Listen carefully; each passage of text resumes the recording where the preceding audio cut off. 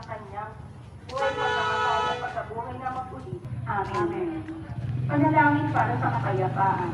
Mahal na Inang Maria, ipanalangin mo kami upang ang kapayapaan, pagkakaisa at pagmamahalan ay mamayani sa aming pamilya, sa aming bayan at sa buong mundo. Itulot mong maging mga kasangkapan kami sa katuparan nito sa pamamagitan ng pagsisikap naming tularan ang mga halimbawa mo bilang inang nagkakalinga at alagad na tumatalima kay Kristo.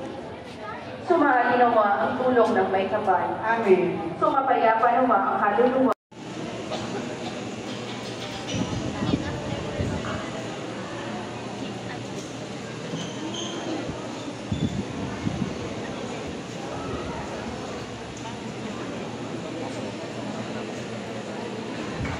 Isang mapagpala